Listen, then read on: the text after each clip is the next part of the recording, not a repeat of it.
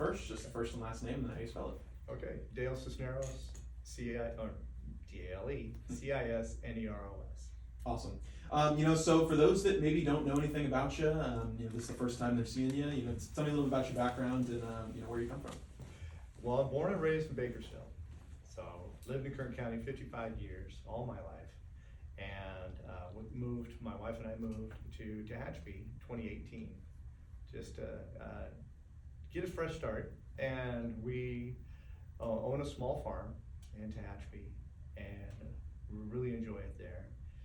And that's essentially it. So I'm also a realtor, Mm-hmm. and that's my day job. And I've had 20 years of experience in business management, senior middle management roles, which include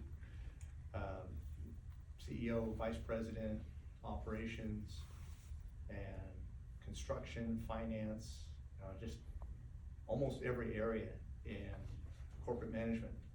And I have a bachelor's degree in business management, and so I really think it contributes to the job. Definitely. And so let's talk a little bit about the district. Yes. District 2, it's a very large place. And I think a lot of people in Bakersfield who necessarily don't get out very much don't really know what culturally the second district is all about. What is District 2 about to you? District 2 is a large geographic area, and the needs are diverse. And it ranges from the west side, which is the oil and gas industry, and which is very important to Kern County because we supply over 70% of the oil and gas to the state of California. And it's absolutely essential to Kern County. And moving into the Bakersfield area, and it is agriculture, and which we are a huge exporter into the world. And water, that's another necessary resource that we need. And then up to the mountain communities, where we have the Pine Mountain Club, Fraser Park, Lebec, which have large tourist attraction, which I think is awesome because it is something that we have from LA to Northern California. We have this attraction where the mountains are beautiful, the communities are amazing over there, and then moving over to Tehachapi, where for a long time we've had the apple orchards, and that's been a well-known thing, a tourist attraction to Kern County. And then moving over to the areas of the high desert, that's also been an attraction that where people can just enjoy the vastness of the desert because it is natural beauty up there, and hope to continue to preserve some of that. And we have the spaceport, we have Mojave, the spaceport there, we have the Edwards Air Force Base. So it's very diverse, and we have a lot of needs. Well, and do you think almost that diversity of that area, because it is just so large and has so many different kind of communities, does that almost make it more unique and have different needs than the rest of the other districts in Kern County? I think in a major part, the oil and gas industry, the ag industry really contributes as a tax revenue for supporting a majority of Kern County. Yes, the other needs in Kern County are also diverse. I think that by and large, those supports with oil and gas and ag really contribute to fulfilling many of the needs in Kern County for the other districts. Definitely. And so we'll jump into the issues in a second, but I wanted to know what inspired you to want to run for this office. I mean, why do you want this job? Well, two things. One is that I believe I'm called, and it has a large part to do with my faith. And I believe God called me to this job, and I know that what I have to offer comes with a long history of working through in business and understanding the dynamics in the private sector. So I've had more training and experience in the private sector, and I think that contributes to a better understanding than the people I'm running against.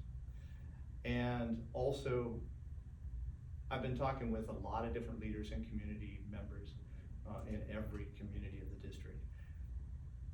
And they're frustrated. We've been, by and large, ignored, unrepresented, and then ultimately feeling abandoned. I think with a number of the other interviews that have been done by the news organizations, the people have, confess that they feel abandoned and they need representation. So I believe that is an area I feel very qualified for, and I've been trained for this, so that's a good thing. And you're right, and from talking to the other candidates, too, and from people in the district, they do feel like they've, we had a representative, but they don't feel represented. Right. What can you do to kind of bridge that gap, that you can do better than perhaps your opponents? I connect really well with people. Mm-hmm. It's part of my day in and day out job as a realtor. And I have the skill of listening. I know that I can understand just by spending that time with the people in all communities and listening to them.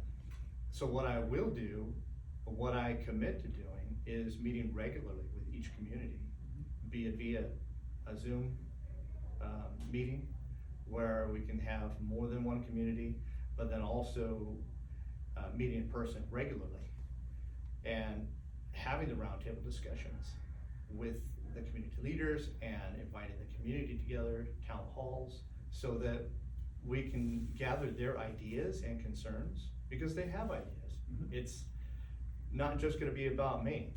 I can lead, but it's gonna take all of us working together. Absolutely. So let's jump into the issues now. What do you feel are some of the biggest issues affecting Kern County, or maybe Kern County as a whole, and then specifically with your district, and how do you plan to address those? Kern County as a whole, we are lacking revenues greatly. And the number one reason is the oil and gas industry. I understand that there's a phasing out time frame. Say, my understanding is 2045. However, it's gonna be very difficult to see that happening anytime soon, because a lot of the products in the studio, a lot of the products that we have day in and day out are made from petroleum products, including electric car products. So I don't see that disappearing soon. The main issue is that the state has passed down, has legislated unfair mandates and regulations to shut down what is a viable and necessary resource. So that's the biggest area I see in concern, which then also fills all of the other needs for revenues to operate on for the rest of Kern County. Well, and then from that, so how do we go about fixing that issue? Because obviously a lot of these mandates are coming down from the state level and the state legislature. This is just a county government. Right. So what role do you have in being on the board of supervisors in pushing back against that? I think collectively with the board and with the community at large, we can push back, we can make our voices heard, and with the state. I think it's going to take some time, it's gonna take some effort, negotiations, a lot of communicating with state leaders, and especially with individual local leaders that we have that are representing us at the state, like Shannon Grove. She's been amazing at taking our concerns, Central Valley, to the state, and really making some inroads for garnering more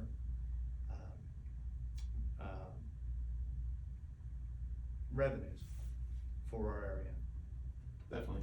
Well, and so I think from talking to people too is that it seems like there's almost kind of people are almost a little bit jaded, right? Like from talking to people about the board of supervisors, is that I think a lot of people have a lot of passion and frustration about what's happening, at the state level, and I think some people feel like the board of supervisors almost kind of goes along to get along. There's not a lot of, I guess, fight, you could say. Do you agree with that sentiment? And if you were to be elected to the board, will you be a fierce advocate for your district, or one that just kind of, wants to kind of, not necessarily keeps the status quo, but is a little bit more tempered and mannered? Well, I'm definitely not a politician, and I have worked in business long enough to learn that there are times when you need to put your foot down. Now, having said that, it's negotiations. Sure. That's where it begins. It's working with the other supervisors and understanding what we can agree on, and then moving past that to agree that we're a diverse community, and we have to recognize the other needs of the other districts.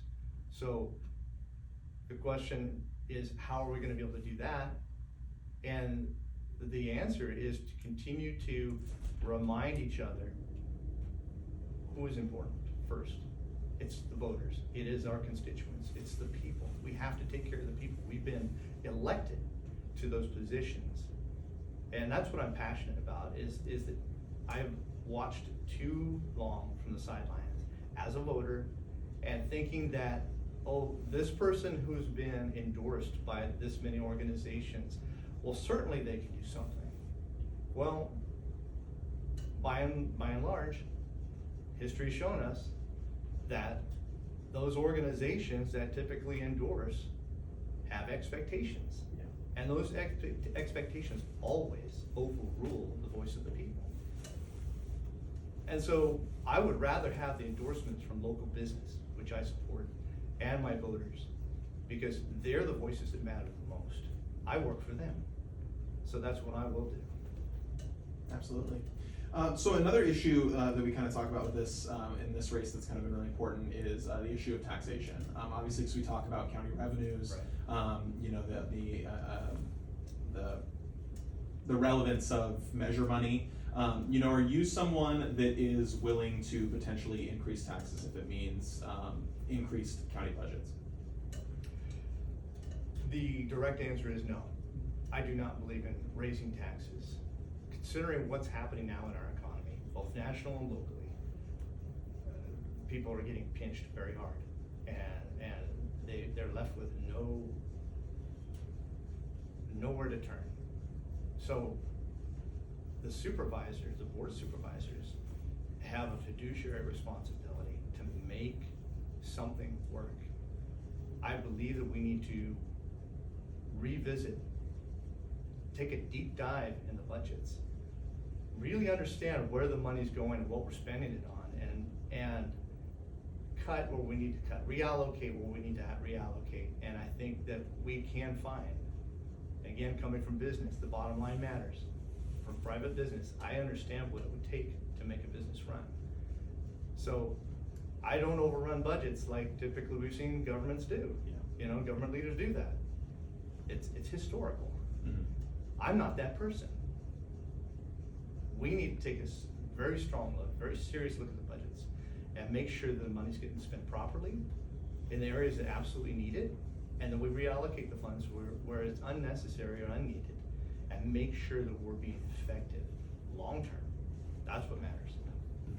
Now, is there anything in the budget that you know of now that you see as kind of just like, this is a fatty project, like this is something that, if I get elected, is gonna be kind of my priority to take some of that? Is there anything in the budget that kind of just a glaring issue to you? I need to take a better look at the budget as it is right now. But I would say primarily, I hear a lot of talk. I've seen a lot of news interviews, a lot of reports about more and more funding coming in to deal with the homeless crisis that we're facing right now.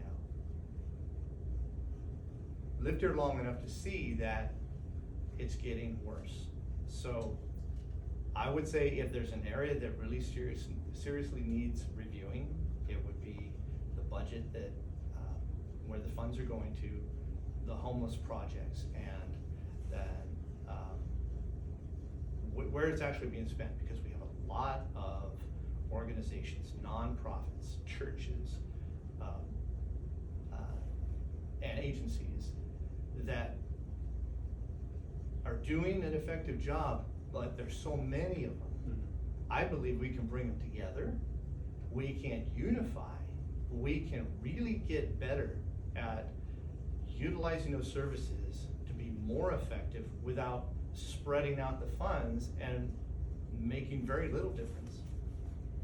So you almost kind of see it as, rather than, I mean, everybody's still getting, you know, a piece of the pie, but Sure. rather than kind of having individual plans, you know, for each of these different groups, kind of creating a coalition so that we're all on the same page. Absolutely, yes, absolutely, and I've been kind of working on this a little bit, and I call it the Homeless to Hope Initiative. And I really believe it's something that we can come together and work on, because we're a community. We're human beings, we're individuals, and I look at it as, I have not been put on this earth for myself. I have been placed on this earth to love and serve other people, to be a difference in other people's lives. Because if I go through life just collecting and garnering the things that I want, what do I end up with at the end of my life? Is it meaningful? No. That's where my heart is, that's where my passion is definitely about making a difference for people, and making sure that it's not just needs that are met, but it's bringing a fulfilling mission to sharing life together. And I believe that's where my spiritual calling is to make that meaningful difference in people's lives by caring and loving and laying down my life for others. So could you perhaps, you know, I know that you talk about the Homeless to Hope Initiative is kind of a new thing that you're working on, but are you able to share any of kind of what that plan entails? Or what you'd like to Right see? now it's an overview of that, but it's working a little more broadly Sure. with not only the community organizations and nonprofits, but it's also working together with property owners, where there's a lot of unused property that I believe that with working with our local government and working with agencies, we can really effectively build, develop programs and places. And I realize there are already programs and places working now. Yeah. But to create a place where those that truly want to get help off the streets, that are homeless, that are displaced, they can find these places and work together in developing these homes, shelters, and take part in that, so that when they get into the ground level of developing, they are basically stakeholders. It garners a mentality of being a stakeholder. Then they feel a little more pride in being able to be a part in that. And then going through training, going through developmental skill classes, they can really gain a sense of self, rebuild an understanding of who they are, and take those life skills and even trades to the next step in their life and get back into being a productive member of society. Definitely. So let's move a little bit more into the race itself and kind of going forward. Okay. You know, we hear a lot, I watch the public comment portions of every supervisor's meeting. There's always a lot of people who feel frustrated by the way the current state of the board is going. Right. Are you happy with the way the current Board of Supervisors is working for the community? And if not, how do you plan on being a person that can go about fixing that? I do believe there are things that the board is doing to help the community. I think their intentions are good. And again, looking at it from a voter's position, where I've been on the sidelines, where I've watched, where I participated from the side, I can't honestly say that there's been a lot of good, where there's been major things that have taken place, and we're seeing a greater scale of benefit to our communities. That's one thing I want to bring to the board. And that's where I feel like I am most effective, is to be a liaison from the people, listening to their ideas, and working together with the other supervisors. I'm an effective communicator. I can negotiate. I will be able to work together with the other, because I'm a team player. The other supervisors, they'll see me as a team player. And I know that I can make a big difference. And we only have 2 years to do it. So I'm gonna hit the ground running, and I'm going to be effective. All right. And so one of the other kinds of things, from talking to some of the other candidates, you know, I kind of wanted to get your take on this, because the supervisor's race is obviously, it's nonpartisan. Right. But from speaking with some of the other candidates, they're kind of using their personal political identity to kind of let voters know what they're kind of about. Do you feel like your political identity is kind of a representation of what you could be on the board, or are you really just being like I'm going to be a nonpartisan person on this board? I do believe that nonpartisan position is important, but I have been a Republican most of my life, but by and large, I'm a little disappointed with California's Republican Party. Mm-hmm. Now, I consider myself a true Republican in that it is about the people. It's about making sure that I'm taking care of the people and doing everything in my power to make their lives better. And that's what I'm bringing, and it centers 100% on my faith. I've got one life to live, and we're all gonna die. And whether or not we believe there's something out there beyond death, I personally believe that there is a God, because our founders for California states in the Constitution of California and the United States Constitution that we believe in a higher power, and He's Almighty God, and I'm accountable to Him. So what I do on this earth matters, and how well I do it with the entirety of my life and the passion in my life, that matters. So that's where my driving force is doing right by people, is laying down my life for my friend, my brothers and sisters. I am committed to doing the absolute highest good for the people that depend on me. We do that for our families. We do that for our children. So that is what I will do, because we're family. We are a community. And so that's what I'm committed to doing. Absolutely. So the final question we're asking, and I've been asking this of all the candidates, you know, and you know, you can either choose to comment on this or not, but we just wanted to see if you would like to comment on the circumstances that led to this seat becoming open in the first place. Okay. So comment on what led to? Yeah, I mean, obviously we know that there's the whole fallout with yes. Zach Scrivener. We're just giving every candidate an opportunity, whether they want to or not, to just Okay. comment on those circumstances.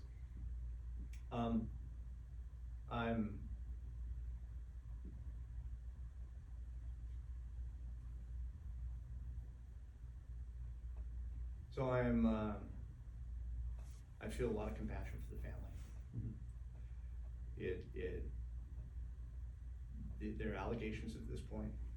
I hope, and I'm praying, my wife and I are praying for Mr. Scrivener and his family. We really hope that there will be healing and restoration for them all. My heart is for the children, most of all. You know, again, there are allegations, but it hurts my heart to think that the children could they've suffered. Mm-hmm. So my ultimate prayer is for them each, as their own person, to find healing, to find hope, to find restoration. And just with the seat itself, you know, there's kind of been some controversy with just how, I mean, we kind of talked about it a little before the camera started rolling, just how quick this whole thing opened up. I mean, are you kind of, how do you feel about this whole process and where just currently we're at politically? I think the timing's right. Mhm. The fact that this has opened up to a lot of good people. Mhm. I'm a little disappointed that it's taken this long, because we really wanted to have a better opportunity and time to run. But it is what it is. We're gonna move forward, and may the best person win. And I believe I'm that person. All right. So that's everything I wanted to kind of touch on, but is there anything you wanted to address or talk about that maybe we didn't already touch upon? It's mainly that I want the voters to know that it is we, the people, who are the decision-making force. And I do believe our voices will be heard, especially in this election. The timing is right. The need is absolutely just paramount. So I do believe the right person will be in the White House, and the right person will be in that supervisor seat. And I do believe there will be an opportunity to work together the way the government should, from the bottom to the top, not top to the bottom. And I do believe that the structure of this government can change, and I hope that it will. And I'm talking about all the way up. And it's time for the people to be taken care of correctly. And Alright. my name is Dale Cisneros. I'm running for the Kern County Supervisor, District 2, and I am a true voice for the people. All right, fantastic. Well, that's good to me. Okay? Perfect.